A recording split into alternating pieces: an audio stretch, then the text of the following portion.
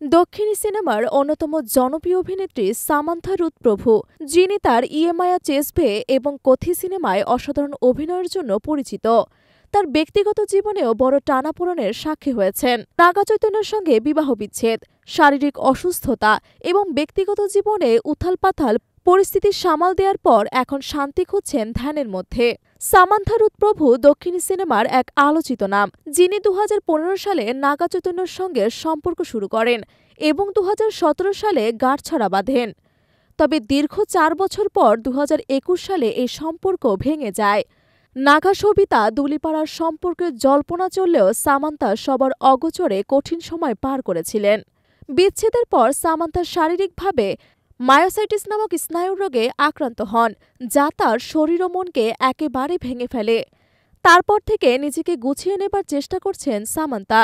সম্প্রতি মুক্তি পাওয়া সিটাডেল হানিবানি ছবির ফ্লপ হওয়া সত্ত্বেও সামান্থা নতুন উদ্যমে সামনে এগিয়ে যাচ্ছেন। তবে তার শান্তি খোঁজার পথ কখনো সহজ ছিল না। নিজের ইনস্টাগ্রাম হ্যান্ডেলে সামান্থা ধ্যানের মাধ্যমে শান্তি খোঁজার অভিজ্ঞতা ভাগ করে নেন। তিনি বলেন, এটা একটি আশ্রয় যেখানে আমি নিজের ভেতরের শান্তির সমুদ্রে ফেরার পথ খুঁজে পেয়েছি। পৃথিবী যতই অস্থির হয়ে উঠুক, আমি জানি আমার ভেতরে সেই শান্তি সবসময় রয়েছে। তার মতে, ধ্যানের মাধ্যমে আমাদের মনে চলা উথালপাথাল ভাবনাগুলোকে দূরে সরিয়ে শান্তি পাওয়া সম্ভব। সামান্থা রুথ প্রভু তার কঠিন সময়ে ধ্যানকে নিজের শান্তির উপায় হিসেবে বেছে নিয়েছেন। তার জীবনের এই পরিবর্তন এবং পুনর্জন্ম যেন নতুন বার্তা দেয়, যেখানে নিজের ভেতরে শক্তি খুঁজে পাওয়া সম্ভব।